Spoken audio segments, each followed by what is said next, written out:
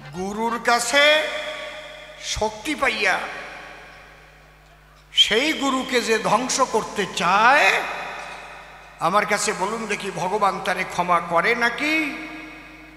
গুরু কৃষ্ণ অভেদাত্মা, এটা শাস্ত্রে পাতায়।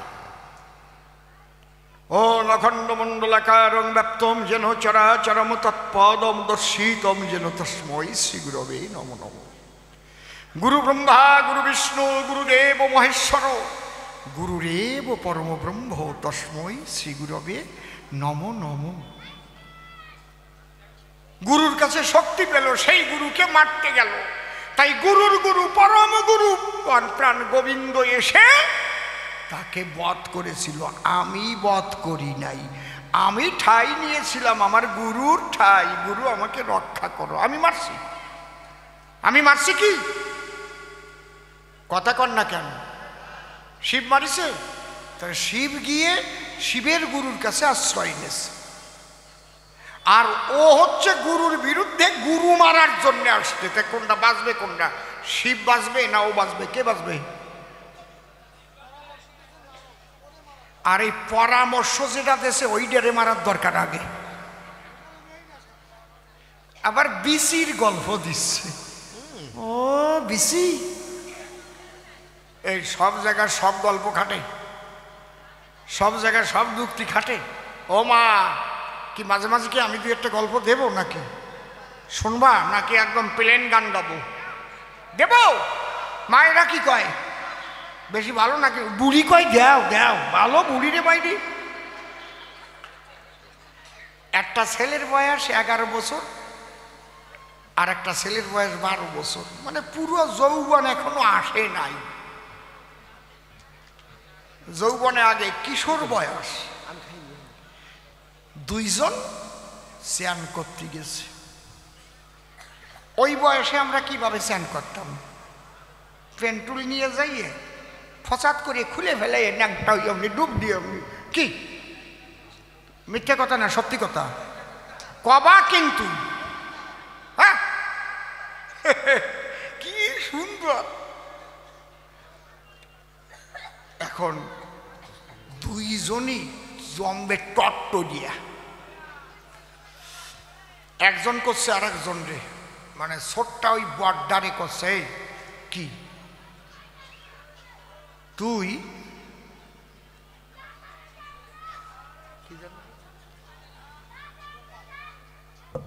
আস্তে আস্তে আস্তে, তুই দুই অক্ষরে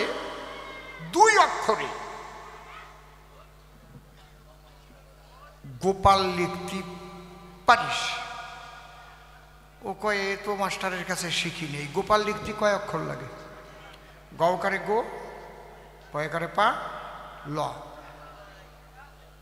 বড়জন কয় না, এ আমি শিখি নাই, 3 অক্ষর ছাড়া পারবো না। ওইটারে আমি লেখিয়ে দেখাচ্ছি। কয় লেখ। ও মাটিতে লিখিছে গকারে গো, লিখে একটু ফাঁকা রাখিয়া তারপর একটা ল লেখছে। কয় বলো না তো? কয় হবে নে, রাখ, তাকাইয়ে থাক। ওই ফাঁকা জায়গা ওর নিজের পা ঢুকোয় দিছে। কয় দেখ, গো আমার পা আর ল। তাহলে কি হলো? অক্ষর 2-এর বেশি তো আর নেই।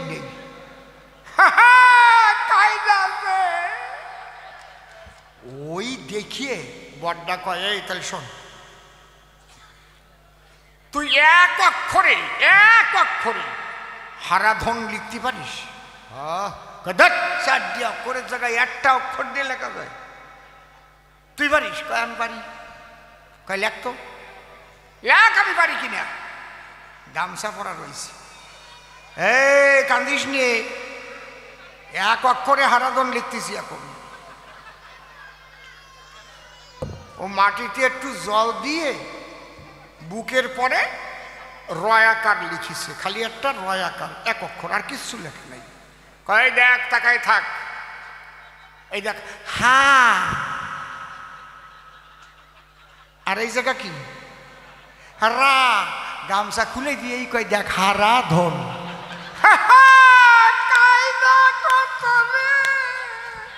উনি বিসি লিখতেছে। ফাজিলির ফাজিল দুনিয়া।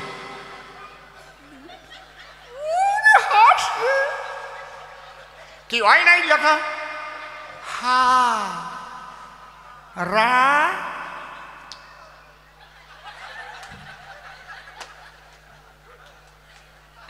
তোমারে করি মানা আমার দ্বারা ওই বিসি চটকা চটকি করতে আসিয়ে না, তাহলে হারাধন লিখে ছেড়ে দেবানি। হরিবল হরিবল হরিবল খাই না কত দাঁড়িয়ে বলি সবার ঠাই, আমি শিষ্যবধ করি নাই করি নাই করি নাই। শিষ্য আমাকে মারতে চায়, আমি আশ্রয় নিয়েছি আমার গুরুর পায়, আমার গুরু স্বয়ং ওকা নাই। বল হরি বলে আমি ভাসি চোখের জলে, ভিক্ষার ঝোলায় স্কন্ধে আমি করিয়া ধারণ, সোনার কাশি ত্যাগ করে মনপ্রাণ এক করে গুরুরা ভাবি জবি সর্বক্ষণ। তাই আমি বিপদ দেখে গুরুকে বলেছিলাম ঢেকে ঢেকে, বাবা তুমি ছাড়া বান্ধব আমার নাই কোনো জন। কেউ যদি বিপাকে পড়ে শরণ নেয় তার গুরুর পদনখরে। যে যাকে গুরু করেছ মান্য দিও সর্বক্ষণ। গুরু মান্য যদি একটা গাছরেও গুরু করে, যদি গাছরে মান্য দেয়, বিশ্বপিতা ওই গাছ হয়ে তার বিপদকালে রক্ষা করে সর্বদাই। ছোট্ট একটা কথা শুনিয়ে যান।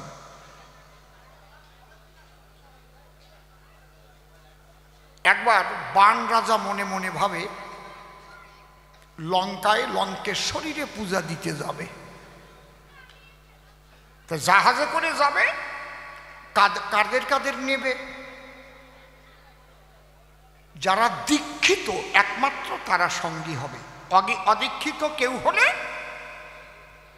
তারে কিন্তু নেওয়া চলবে না কোনো কালে। একটা 16 বছরের যুবক ছেলে, তার ইচ্ছা হলো আমি একটু ওই জাহাজে লঙ্কায় করব গমন। দাঁড়িয়ে বলি আপনাদের কাছে, জাহাজের সিঁড়ি দিয়ে ওঠার সময় খাতা কলম নিয়ে বসা আছে, যে উঠতেছে আপনার গুরুর নাম কি লিখতেছে, কোন সম্প্রদায় লিখতেছে। ও যখন গেছে উঠতে যায়, কয় তোর গুরুর নাম কি? কয় আমি তো দীক্ষা নেই। গেট আউট, হবে না। কিন্তু ও বিভিন্ন জায়গায় ভাগবত পাঠ শুনে ওর একটা জ্ঞানের হয়েছে উদয়, গীতা পাঠ শোনে, ওটা রেখেছে মনে। কি? সর্বত পানি পাদং তৎসর্বতক্ষী শিরমুখং সর্বত শ্রুতি মল্লকে সর্বমাবৃত তিষ্ঠতি। ভগবান শ্রীকৃষ্ণ বলেছেন অর্জুনের প্রতি, হে অর্জুন, কথা বলে না, তোমার কাছে বলে রাখি আমি সমস্ত কিছুর মধ্যে সমানভাবে থাকি। প্রতি জীবের হৃদয়ে যেমন করি বাস, একটা কৃমিকীটের মধ্যেও আমারই প্রকাশ। ও তখন মনে ভাবে দীক্ষা নিতে কোথায় যাবে, দেখে ওই সাগরের পাড় দিয়ে ব্যানার ঝাড়ের রয়েছে প্রকাশ। ব্যানার ঝাড় হয় না বালিতে, বুঝেছেন তো কি? যারে কাশফুল কয়, কাশিয়া বন কয়, বেনা বন কাশিয়া বন চেনেন আপনারা সর্বজন। মা বাবা মরে গেলে আবার ওই হাতে নিয়ে যায়। ও মনে মনে চিন্তা করে তাহলে বিশ্বগুরু আছে এর ভিতরে। ও 2 চোখের জল দিয়ে পূজা করে গুরু বলে স্বীকার করে নয়।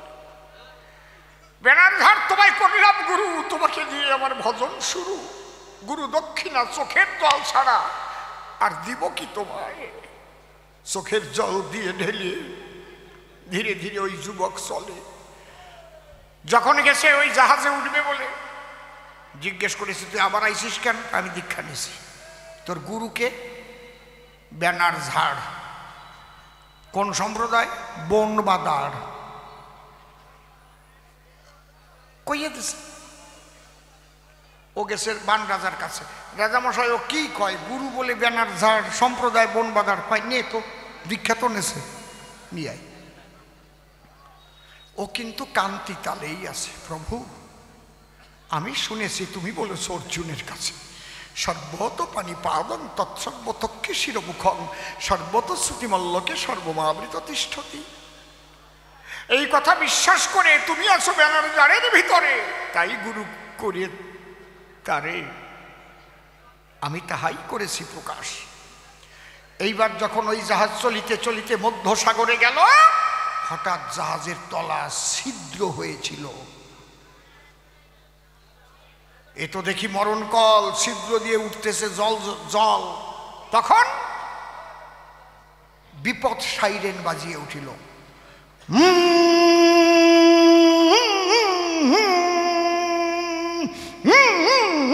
বিপদ সাইরেন কিন্তু আলাদা, বুঝতে পারছেন? ঘন ঘন দেখবেন এই গাড়িতে যখন হর্ন দেয়, এমনি হর্ন দিল টুক টুক টুক টুক টুক, মানে সরে যাও।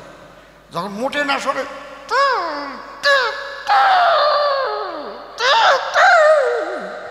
জোরে জোরে দেয় না, মানে সরাও। বিপদ সাইরেন শোনার পরে রাজা ডাক দিয়ে বলে, সারেঙ্গে রে কি হয়েছে বলো তো আমারে। বলে তলা ছিদ্র হয়ে গেছে, জল উঠছে।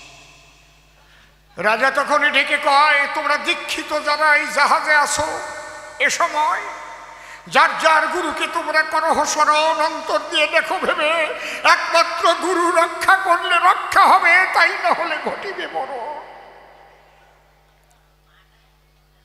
ওই যে 16 বছরের যুবক ছেলে, ও অনাথ হয়ে ভাসে চোখের জলে। প্রভু তুমি বলেছ অর্জুনের স্থলে তুমি সবার মধ্যে বিরাজিত থাকো সর্বদাই। প্রভু রক্ষা করো, রক্ষা করো, রক্ষা করো আমার। হঠাৎ শান্তি সাইরেন বেজে উঠেছে।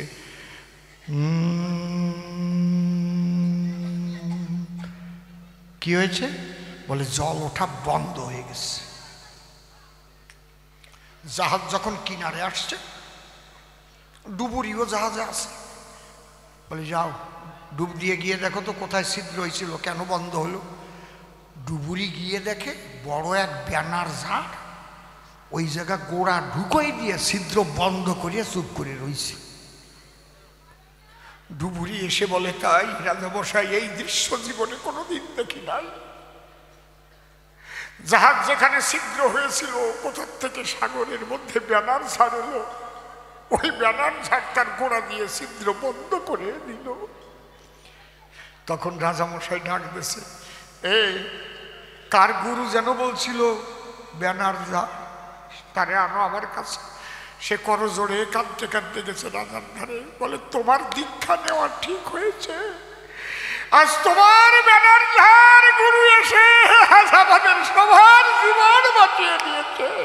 একবার গুরু গোবিন্দ প্রেমানন্দে হরি হরি বল, হরি বল, হরি বল, হরি বল। যদি কেউ কখনো লয় কারো গুরুর আশ্রয়, গুরু তারে রক্ষা করে যেন সর্বদাই। আর সেই গুরুর কাছে শক্তি পাইয়া সেই গুরুকে ধ্বংস করবার জন্য যারা যায় ধাইয়া, পরম গুরুর দ্বারাই তারা শেষ হয়ে যায়। আমার দোষ কোন জায়গায় আপনারা কন, সত্যি কথাটা কন। আমি মারিছি, এই নারদ যাই ওর কাছাকাছি এই করেছে। হায় হায় হায়, নারদ না গন্ডগোল না বাদালির ভাল লাগে না। দিন ভরে ওই বাচ্চা কাচ্চার পিছনে খালি খোঁচাবে, দেখবেন বাচ্চারা খালি এটা ভাঙবে, ওই জায়গায় যে দৌড়বে, লাফায় পড়বে। যেই বাচ্চারা ঘুমায় পড়ে, অমনি লাগে কুকুরের পাশার ভিতরে।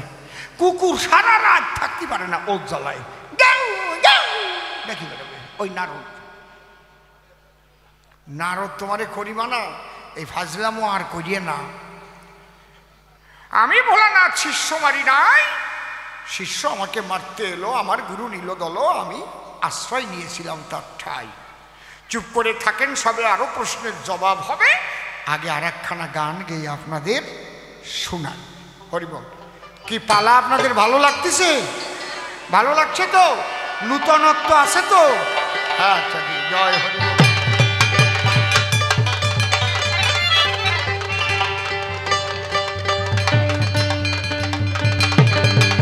হরিবল হরিবল, কেউ যাবেন না, গান অনেকক্ষণ হবে কিন্তু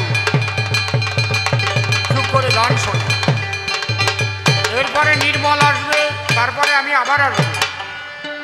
আমি এখানে ফাঁকি দিতে আসি নেই কিন্তু আমি গান শোনাতে আসছি, সব আমার লোক। হা হা হা। সামাল কইরা বাও মাঝি, ভাঙ্গা তোমার না তরঙ্গে ভইরাছে দরিয়া। সামাল কইরা বাও মাঝি, ভাঙ্গা তোমার না তরঙ্গে ভইরাছে দরিয়া। লেডিস লেডিস তরঙ্গে ভইরাছে দরিয়া। ওরে মাঝি ভাই,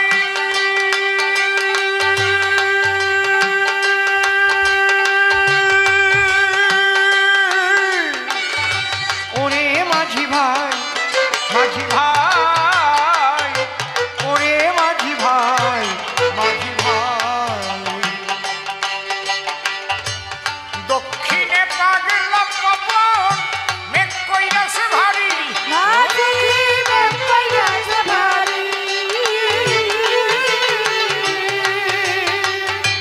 দক্ষিণে পাগলা পবন মেঘ কইরাছে ভারী।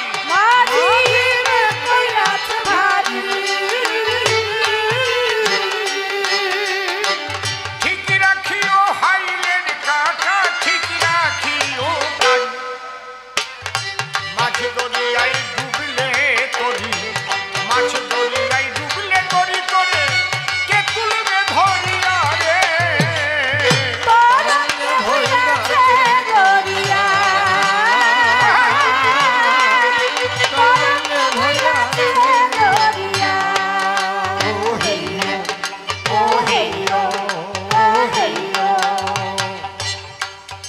বলছে ঈশ্বর জন্ম সৃষ্টি করে মৃত্যু সৃষ্টি করলো কেন? তার জবাব ওই কাহিনীর থেকে কিন্তু হয়ে গেছে। যদি এই জীব জানতো যে আমার আর মৃত্যু নাই, তাহলে ঈশ্বর বলেই কাউকে মানত না। আমি ভগবান। প্রমাণ হিরণ্যকশিপু,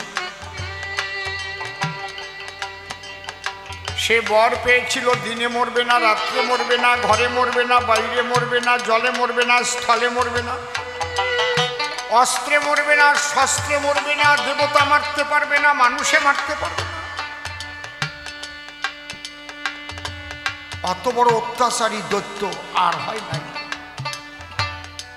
তার ছোট ছেলে সে কেন হরি বলে? বুকে পাথর বেঁধে তাকে ফেলে দিয়েছে জলে। হরি বলবি না, কে হরি? আমি হরি। বর পেয়ে গেছে, কেউ মারতে পারবে না। প্রহ্লাদ হরিনাম বন্ধ কর বলে, বাবা তুমি আমার মুখের হরিনাম বন্ধ করিলে আমার হৃদয়ের নাম কখনো বন্ধ হবে না। আমি যখন ঘুমিয়ে পড়ি কে যেন আমার হৃদ মন্দিরে জেগে থেকে বলে হরি হরি।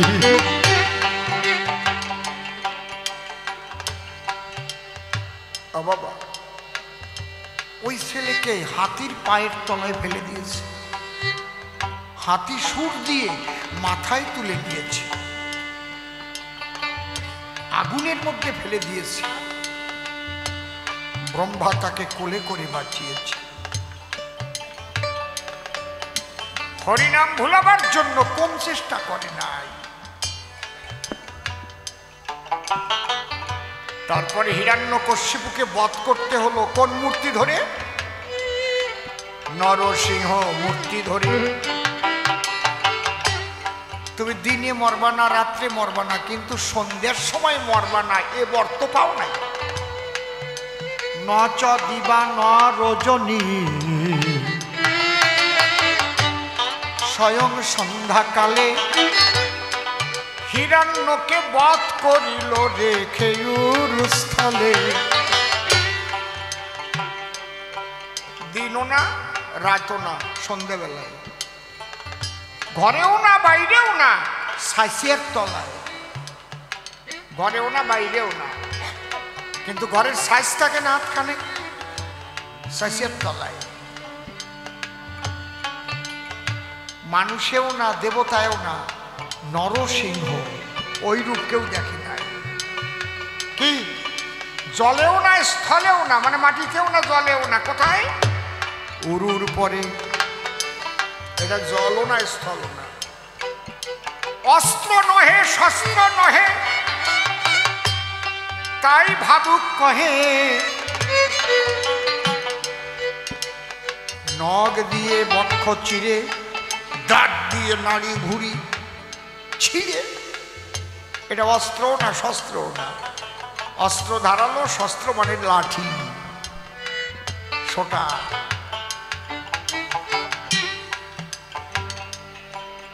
যদি মানুষ শুধু জানতো যে আমরা মরবো না কোনোদিন, জগতে কোনোদিন আর কি ভগবান মানত কেউ,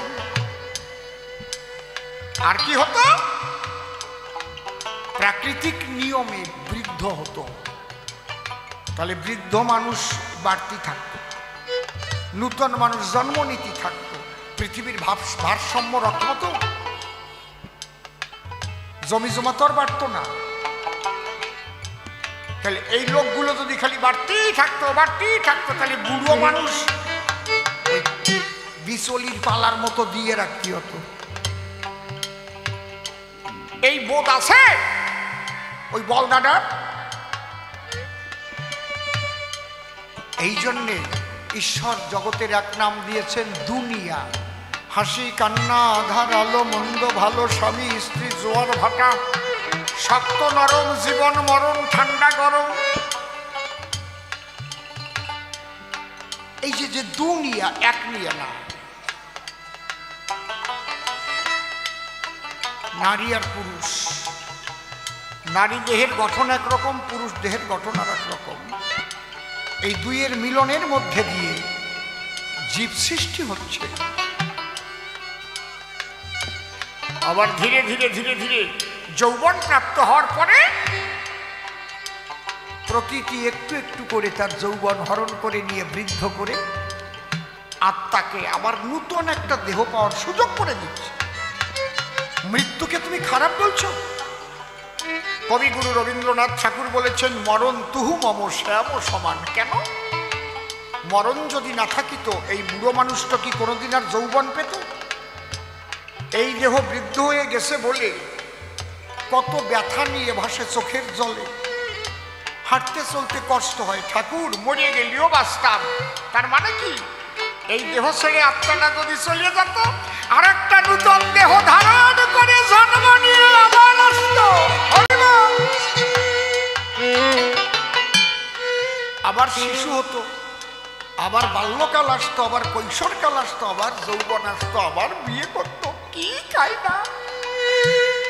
আর যদি কোনোদিন মরণ না থাকবে তাহলে বুড়ো হয়ে কাতরাতেই থাকবে, ক্যাতরা বুড়ো হয়ে যাবে।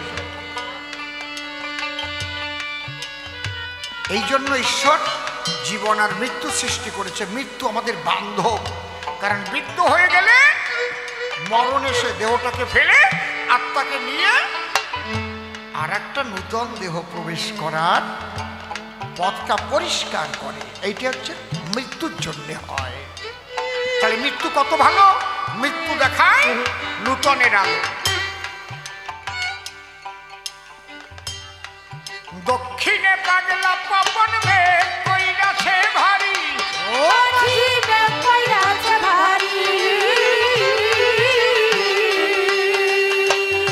ঠিক রাখিও হাইলের কাটা, ঠিক রাখিও গান, মাঝে দরিয়ায় ডুবলে করি, মাঝে দরিয়ায় ডুবলে করি করে কে তুলবে ধরিয়া রে।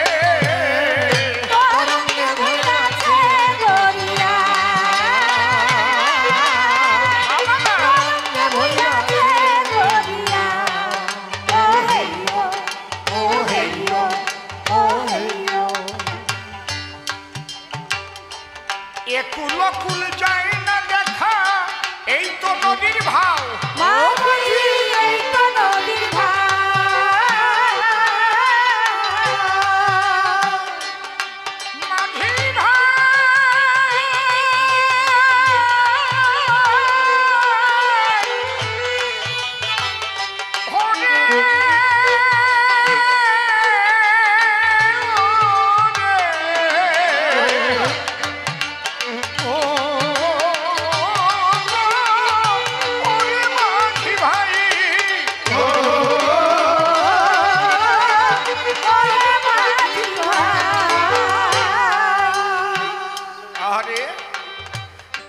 কুলকুল যায় না দেখায় এই তো নদীর ভাও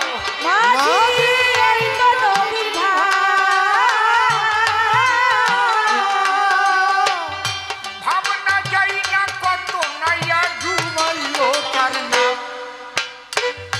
বাম কাটালে তরি চালাও বাম কাটালে তরি চালাও আমার শ্রী গুরু সরিয়া রে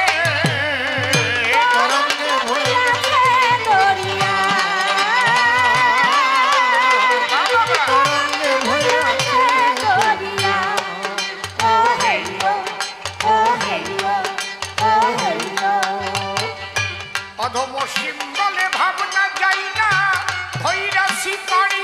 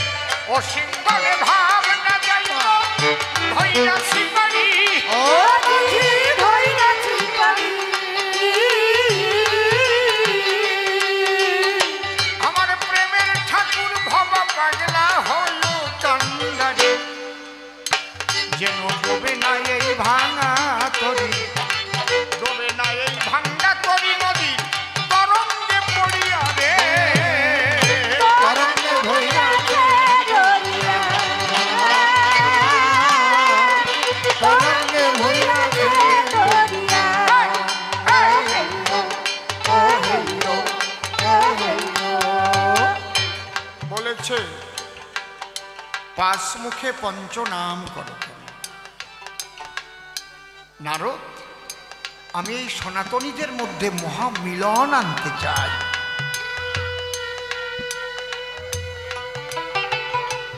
কেউ কালী ভক্ত কেউ কৃষ্ণ ভক্ত কেউ রাম ভক্ত কেউ হরি ভক্ত বিভিন্নভাবে সনাতনীরা বিভক্ত আমি যখন সিদ্ধি লাভ করেছি এক হরি নামেই আমি সিদ্ধি লাভ করেছি আমি বহু নাম করে কিন্তু দেবের দেব মহাদেব হইনি আস্তে আমার সৃষ্টি হয়েছিল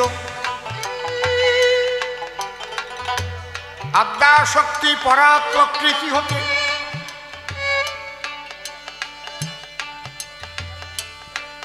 কি হয়েছে আদ্যা শক্তি পরা প্রকৃতি কারণ সলিলে ভেসেছিল তার অঙ্গ থেকে তিনটি অক্ষরের প্রকাশ হয়েছিল অ উ আর ম ওম ব্রহ্মা বিষ্ণু মহেশ্বর আদ্যাশক্তি ব্রহ্মাকে বলল আমাকে গ্রহণ করো ব্রহ্মা বলল তুমি মা তিনবার মুখ ঘুরানো তিনখানা নূতন মুখ হলো এই জন্যে আগে একখানা মুখ ছিল পরে তিনখানা চতুরানন ব্রহ্মা হলো নারায়ণ মুখ ঘুরাঘুরি না করে একেবারে বিদায় নিয়ে চলে গেল ওই প্রস্তাবের বিরুদ্ধে যখন আমার কাছে পরা প্রকৃতি এলো আমি চারবার মুখ ঘুরে চারখানা মুখ বেরিয়ে গেল আগে একখান ছিল পাঁচখানা হলো দেখলাম এত মুখ বাড়ানো ভালো না, আর পলায় যাওয়াও ভালো না, প্রকৃতির ইচ্ছা। তখন আমি বললাম, মা তোমাকে যে আমি বিবাহ করব, তোমার তাহলে 108 বার জন্ম নিতে হবে আর 108 বার মরতে হবে। প্রকৃতি বলল, তাহলে আমাকে দাহন করবি কোথায় নাকি? আমি বললাম, আমার এই বক্ষ চিতার পরে এই যে 108 বার যে জন্ম নিয়েছিল আর মৃত্যুবরণ করেছিল, আর এই কথা কয় কাণ্ডে বন্ধ করো।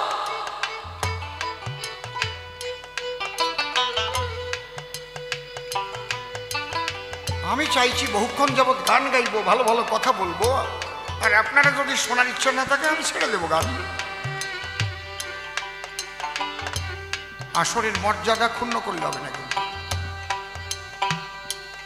আজকে নূতন ভাবে একটা আলোচনা আরম্ভ করেছি। ওই গান্ধারী শ্রীকৃষ্ণ ওগুলো শুনতে শুনতে তো আপনারা জ্ঞাতা জ্ঞাতা হয়ে গেছে, ঠিক বলছি না? ওই 108 বার গুণা ঠিক রাখবার জন্য মায়ের কণ্ঠ থেকে এক একখানা হাড় কেটে রেখেছিলাম, সেই হাড়ের মালা আমি গলায় দিয়েছি। নাভিপদ্ম ছুঁড়ে ফেলেছিলাম, দেবী দহে পড়ে 108টা নীলপদ্ম হয়েছিল, যা দিয়ে রামচন্দ্র দুর্গা পূজা করেছিল। আর বুকে যখন আমি রুদ্রাগ্নি জেলে দিয়ে মাকে 108 বার বক্ষ চিতার পরে দাহন করেছিলাম, হ হ শব্দে আগুন জ্বলেছিল, রি রি শব্দে নিভে গিয়েছিল। ওই যে প্রথম আমি হরি নাম পেলাম, একবার প্রেমানন্দে হরি হরি হরি হরি হরি হরি হরি হরি।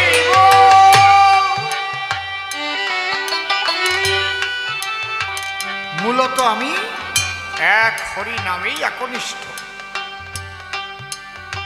পরে আমি আমার 4খানা মুখ নিজেই বাদ দিয়ে 1খানা মুখ রেখেছি। তবু আমি পঞ্চ আনন অর্থাৎ পঞ্চমুখে 5টা নাম করে এই সনাতন হিন্দু ধর্মের মানুষ যারা এরা হয়ে যায় বিভক্ত, এদের জ্ঞান দিতে চাই তোমরা সবাই হওয়া ভক্ত। বাবা মতুয়া বৈষ্ণবে মেশে না, একে অপরের কাছে গেছে না, বৈষ্ণবরা কালী পুজোর প্রসাদ খায় না, এরকম আছে না? কি কত রকমের, কিন্তু এই ভাগাভাগি করিস বলেই তোমরা মরিস। কিন্তু তোমাদের জ্ঞান রাখতে হবে যে আমরা সবাই সনাতনী, কৃষ্ণ ভক্ত, রাম ভক্ত, কালী ভক্ত। আমরা যে যা হই আমরা সবাই সনাতনী, জানো এই কথাটা কই। আর তাই না হলে মনসুর আলীর বাড়ি খাইয়ে তক্তা খুলে যাবেন। 4জন পর্যায়ে যাচ্ছে, একজন মতুয়া, একজন বৈষ্ণব, একজন সৎসঙ্গী আর একজন কালী ভক্ত। যে বৈষ্ণব সে কয় ঈশ্বর পরম কৃষ্ণ সচ্চিদানন্দ বিগ্রহ নাদিরাদি গোবিন্দ সর্ব কারণে কারণ। বাবা তোমরা সব ছেড়ে দিয়ে কৃষ্ণ ভক্ত। যে কালী ভক্ত সে কয় জয় তারা, একে সোয়ারে দাঁত ভাঙিয়ে দিতে পারি। এই কৃষ্ণ শক্তি পাইছে কোন জায়গায়?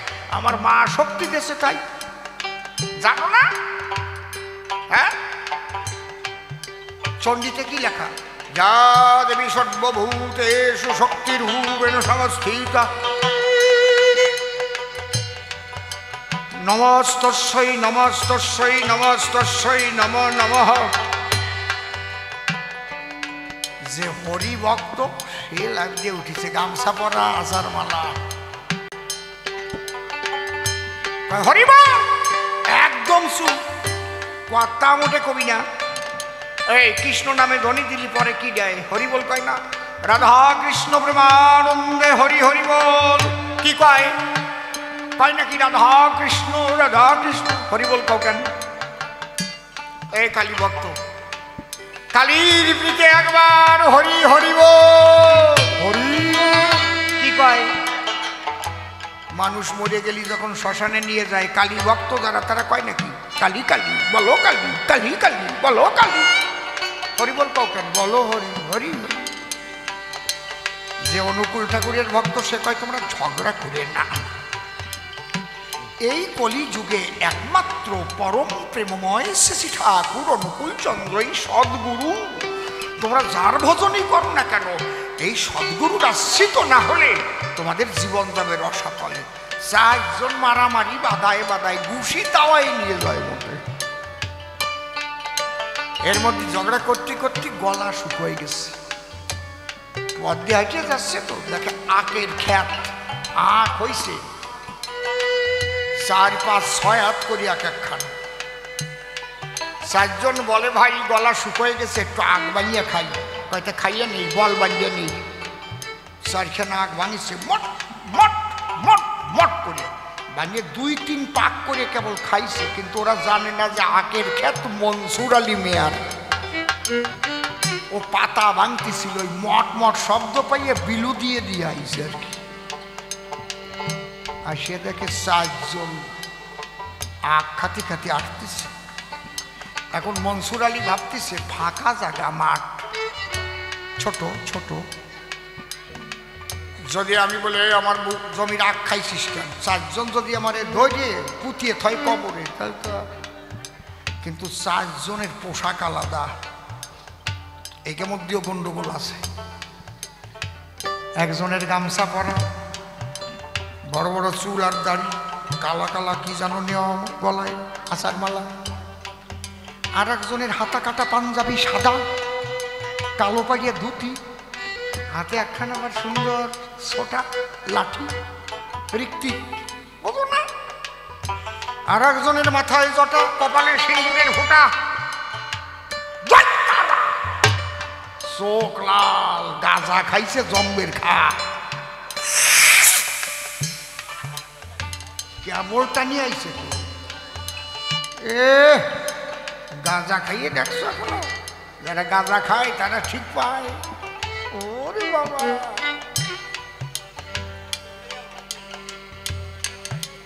আর একজন দেখে গলায় একটা মালার থলি, চুল টুল মাথায় নাই, এক গোছা চুল আছে, টিক্কি,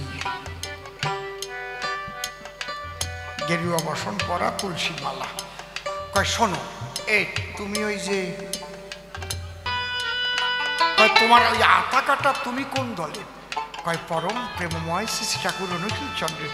জয় গুরু জয় গুরু। কয় শোনো, ওনরা 3জন ভালো, তুমি কেন আখ খাইলিয়া?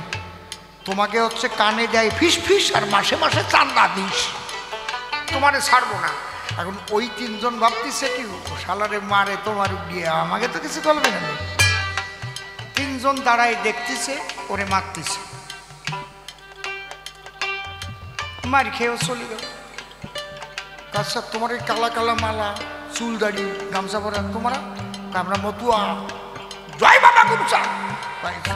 তোমরা ভালো না, কারণ তোমরা কি একটা বড় বড় বাজাও, ডাক ডুমা ডুম, ডাক ডুমা ডুম, ওতে শব্দ দূষণ হয়, আর বাতাসে ধুলো উড়তি উড়তি যাও। ওই 2জন খাইছে, ওরা ভালো।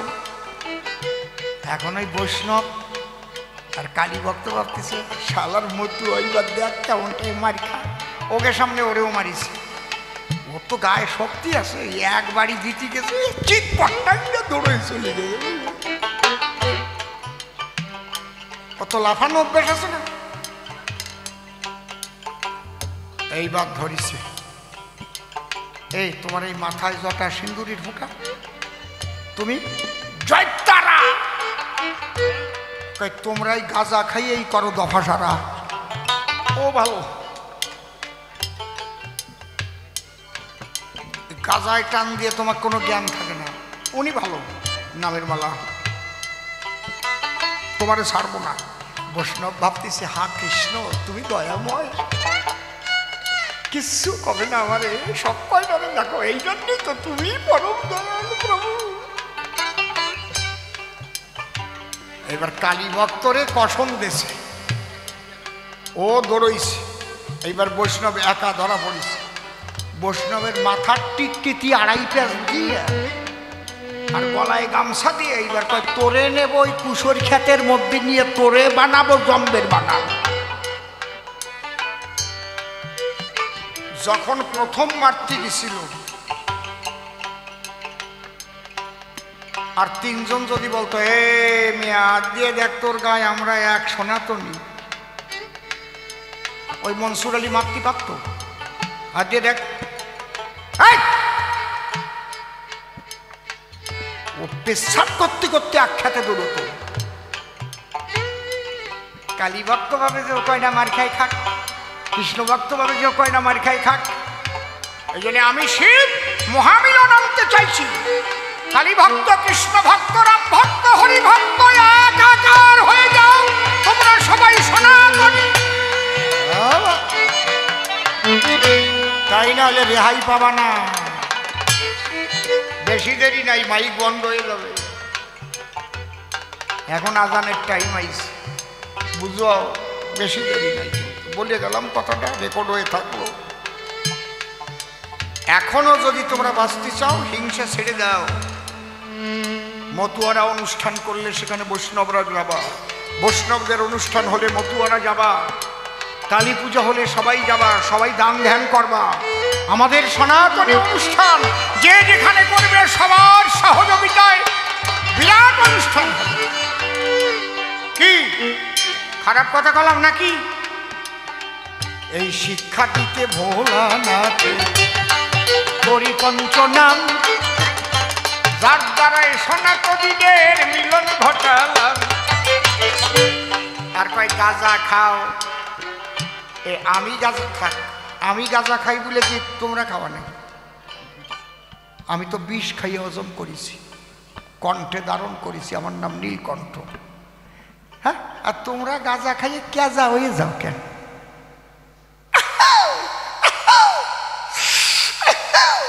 কাশো কেন কও? কি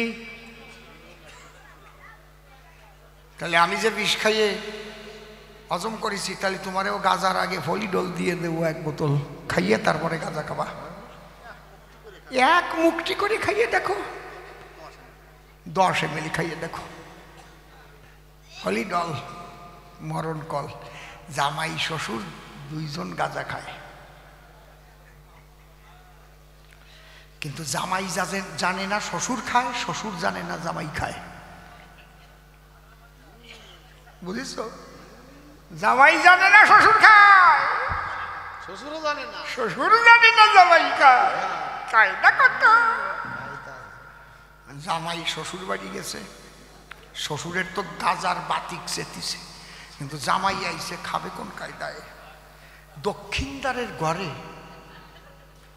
যাইয়ে ওনাকে আবার ছোট্ট ছোট্ট ক্ষতি খায়, ক্ষতি ক্ষতি চেন তো, ব্যাগ ছোট, ওই যে ওরে কি কয়া, জুলি জুলি।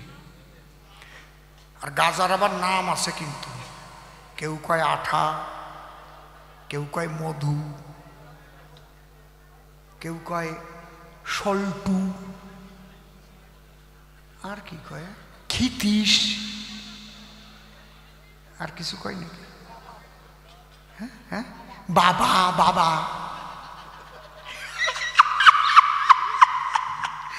আমার না এইসব বাজে কথা ভাল লাগে না, আমার লজ্জা করে কেমন, সত্যি বাইরে বলে।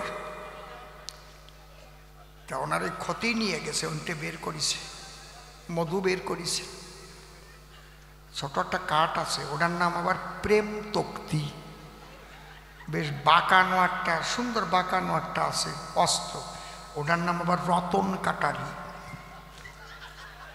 বাড়ি কায়দা। কাটা হয়ে গেলি টিপে টিপে এতটুকু একটা কলকি আছে, ওর নাম আবার বাঁশি। ঠিক আছে, ওর মধ্যে পড়ে। তারপরে আগুন দিয়ে এতটুকু একখান কাপড় আছে, ওর নাম আবার ছাতি। ওইটা গোড়ায় পেঁচাইয়ে ভাবলো 2-1 টান দিয়েই সারবো, কারণ ঘন ঘন টান দিয়ে অনেক সময় খাওয়া যায়। যেমন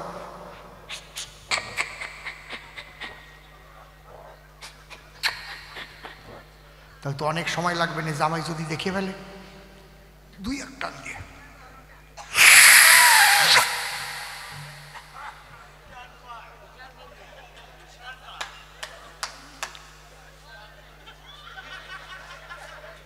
এই ধুমো বের হইছে, বেরোয় না। ঠিক ওই সময় দক্ষিণে বাতাস ছাড়িছে, জামাই উত্তর ঘরের বারান্দায় বসে রয়েছে। ওই গাজার ধুমো চা কইয়ে হইয়ে না জামাই নাকে যাইয়ে ঢুকে পড়েছে। কি রে, যারা গাঁজা খায় যদি একটু গন্ধ পায় মাথা খারাপ হয়ে যাবে। কোন ধারেতে আসতেছে? শ্বশুর ভাবলো আর একটা টান দেই।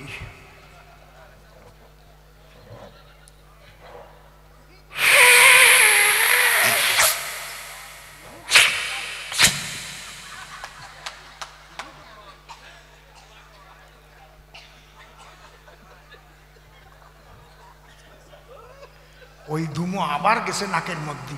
এবার জামাই ওই ঘরের হাঁক ছাড়িছে, কেরে কোথায় মধু খায়। শ্বশুর ভাবতেছে গাজারে যে মধু কয় তা জামাই কি করে ঠিক পায়। ঠাকুর তাহলে আমারে জোঠাই দেশ ঠিক মতো, আরো টানবো।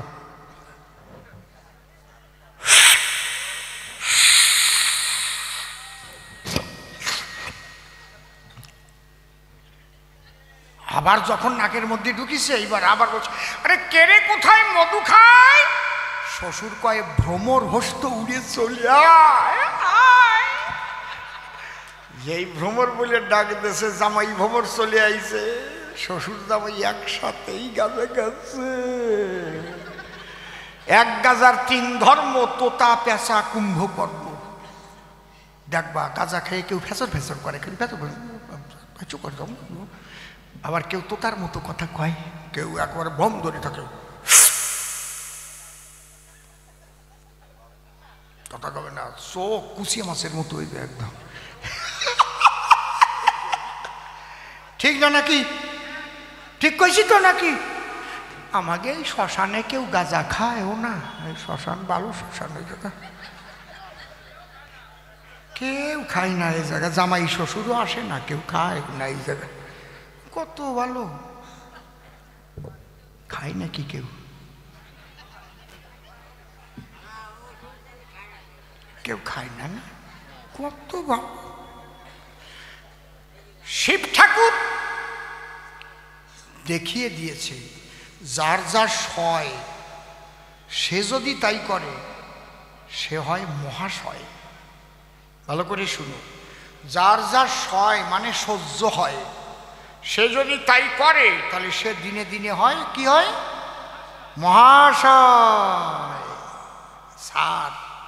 আর যার যার নাশ হয় সে যদি তাই করে তাহলে দিনে দিনে নাশ হয়, বিনাশ হয়। এক গুরুদেব গাঁজা খায় আর গাঁজা শীর্ষ জোগাড় করে বেড়ায়। এই তোরা একা খাইয়ে সুখ হয় না। কয় কেন গাঁজা খাবো কেন? কয় গাঁজা খালি কোনোদিন কুকুরে কামড়াবে না। কয় কুকুরে কামড়াবে না মানে? কয় গাঁজা খালি তাড়াতাড়ি মাজা কুজু হয়ে যাবে। তার লাঠি নিয়ে চলবি, লাঠি দেখলে এমনি কুকুর ওয়াইফাই ফলাই যাবে।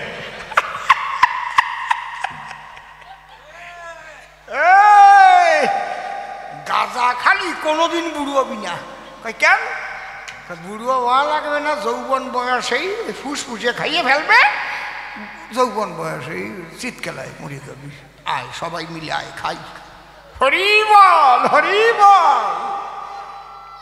বুঝেছ কি হয়? গাঁজা খালি বুড়ো পর্যন্ত যাওয়া লাগে না, যৌবন বয়সে চেঁচি। হরি বল। এই জন্যে যে যার যা সহ্য হয়, টলে ঘি বটলে শিব, জেনে রেখো সর্বদাই। শিব সহ্য করতে পারে বলে আমি দাঁড়িয়ে বলি সভা তলে, বিষ খেলেও শিবের কি বা সে যায়। কিন্তু তাই বলে করি মানা নারদ তুমি যাইয়ে গাজার কলকি ধরতে যাইয়ে না, তারপর ন্যাংটা হইয়ে নাচিয়ে বেড়াবো অনেক কোন জায়গায়।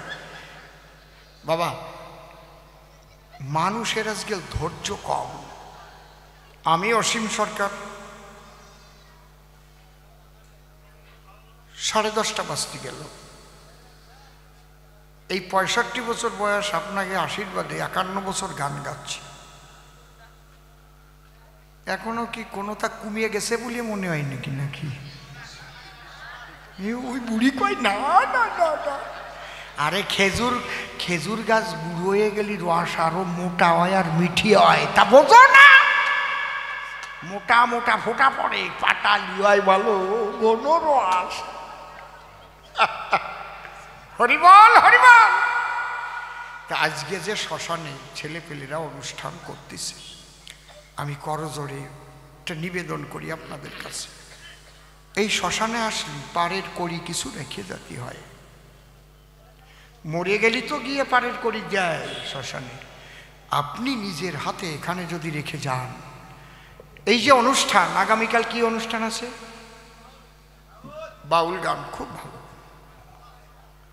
প্রত্যেক বৎসর আপনারা এই সনাতন সংস্কৃতিকে রক্ষা করুন। আর যে বিধায়ক আপনারা পাইছেন, আমিও বলবানে ভালো করে ওনার সাথে দেখা করবেন। কি কাগজপত্রে কি অসুবিধা থাকলে আমিও আমারে কবেন, উনি সময় না পালে আমি ঠিক করে দেব। কথা বোঝা গেল? কি শ্মশানটারে সাজাতে হবে, একদম সুন্দর করে সাজাতে হবে শ্মশানটা, একবারে সুন্দর করে। তা আমিও আপনাদের সাপোর্টে আছি। আর আমি জম্বের খোসান খোসা মানে, হ্যাঁ বাবা কি করলি, শ্মশানের ব্যাপারটা কি করলি, বুঝেছেন? আর আমারেও খুব ভালোবাসে, আমরা একাত্মার মতো। আমি আপনাদের সাপোর্ট করব সব সময়, কারণ আমার টাকা তো আর এ জায়গা দিতে পারবো না। সুন্দর করে যেন শ্মশানে আসলে মানুষের আলাদা একটা ভক্তি হয়, একটা পরিষ্কার পরিচ্ছন্ন, তাই না, সাজানো গোছানো, এটা হবে, অবশ্যই হবে।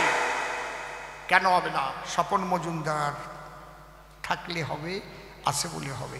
হরিবল, হবে। আর আমি তো আপনাকে অসীমা বিয়ার রাজনীতি করবো কিনা তাও জানি না, কারণ আমি তো আসলে রাজনীতির লোক না, আমি তো কবি গায়ক, তাই না? গেছিলাম উদ্বাস্তুদের নাগরিকত্ব সুরক্ষার জন্য, সিএ লাগু হয়েছে, সিএ হয়ে গেছে। 2014 সাল পর্যন্ত যারা আসছে তারা আর অবৈধ অনুপ্রবেশকারী না, কেউ জিআরপিতে আর কেউ ধরতে পারবে না। কিন্তু তুমি আবার ওই দেশেরও একখান কাগজ সাথে রাখলে, আবার এই দেশেরও একখান দেখালে, তারে ধরলে কিন্তু আমি কিছু করতে পারবো না। হিসেব করে চলো, মোবাইল একটা সাথে রাখছো, তার মধ্যে হোয়াটসঅ্যাপে যাই পাইয়ে গেল ওই দেশের ভোটের কার্ড, এরকম পায়ে ফোন করে। আমি এ করতে গেছো কেন? ওই মোবাইল ঘাটতে ঘাটতে পাইছে, দেখে ওই দেশের তাও আছে, এই দেশের তাও আছে।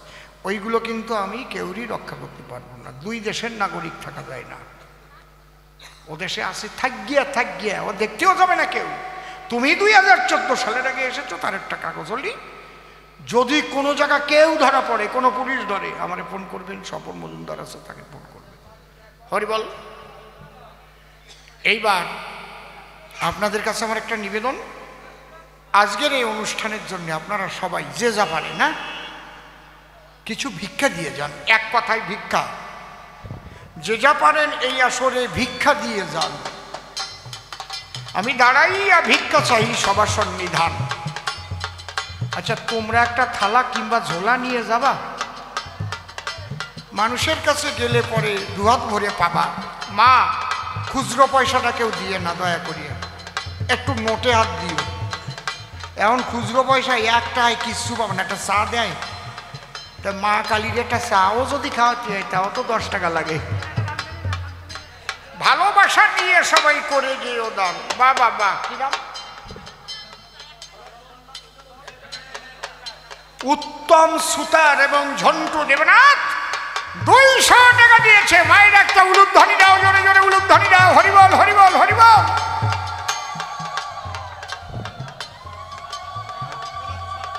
প্রণব সরকার মহাশয়, উনি দিলেন 21 টাকা।